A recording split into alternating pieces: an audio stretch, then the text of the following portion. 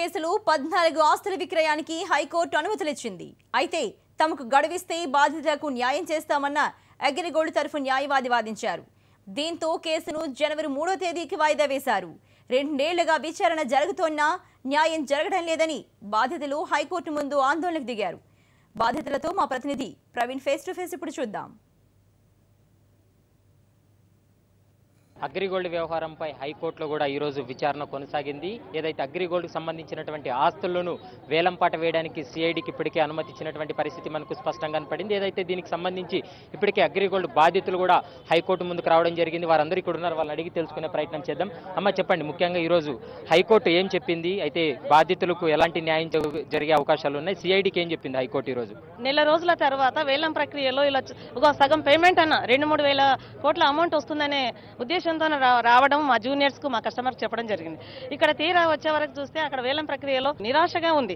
అది ఆ నిరాశగా ఇంటికి వెళ్తామా ఈ మధ్యలో చేస్తామా అన్నట్టు కూడా ఉంది సార్. కాబట్టి ఇదంతా కుట్ర పన్నడం ప్రభుత్వమా కంపెనీ తెలియట్లేదు. చెప్పండి అమ్మా, ఎందుకంటే ఇప్పటికే అగ్రిగోల్డ్ బాధితులు చాలా మంది ఉన్నారు. అయితే ఇప్పటికే ఏదైతే ఆస్తుల వ్యవహారంలో సిఐడి కప్పు చెప్పడం జరిగింది, దీనివల్ల న్యాయం కరెక్ట్ జరుగుతుందంటారా? ఇప్పటికే ఏదైతే కీసర కావచ్చు, విజయవాడకు సంబంధించినటువంటి ఆస్తుల వేలానికి కూడా హైకోర్టు గ్రీన్ సిగ్నల్ ఇచ్చింది. దీన్ని బట్టి చూస్తే ఏమనిపిస్తుంది? 2 సంవత్సరాలన్నర అయిపోయింది, కానీ ఇంతవరకు కూడా మాకు ఏ రిజల్ట్ లేకుండా పోతుంది. ప్రతి ఒక్క డే నుంచి చూస్తుంటే అగ్రిగోల్డ్ ఎలా కట్టారు అంటే అలా కట్టారు, కానీ ఇప్పుడు మాత్రం ప్రతి డేకి అందరు చనిపోవడమే జరుగుతుంది. ఈ రోజు జడ్జిమెంట్ కోసం చాలా మంది ఆశతో నిలబడి ఉన్నాం. 24లో 24 వస్తాయని, మినిమం 4 అన్న తీసేసి 20 అయినా మాకు వస్తాయని అన్నారు. కానీ 14 మాత్రం హ్యాండ్ అవుట్ చేసి 10 హ్యాండ్ అవుట్ చేసి 14 డిసైడ్ చేశారు. కాబట్టి ఈ కారణం వల్ల అందరూ బాగా అప్రిషియేట్ గా ఉండి డిసప్రిషియేట్ అయిపోయాం.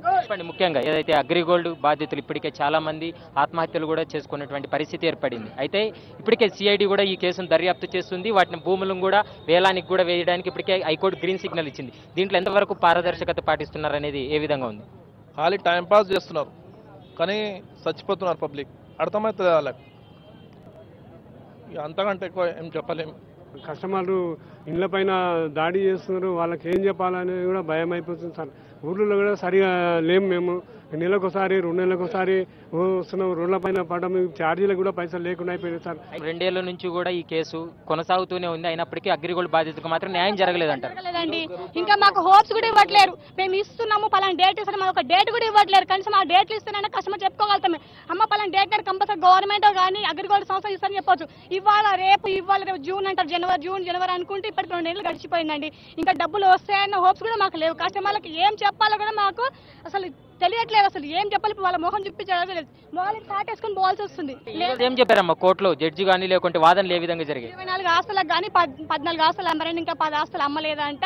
దానికి సపోర్ట్ ఎవరు చేయలేదంట. అమ్మడానికి కోసం పెట్టారు అంతేగాని టెండర్ వేస్తారు తప్ప ఎవరు సహకరించారు, ఎవరు భయపిస్తారో ఏమో బొంకుతారండి.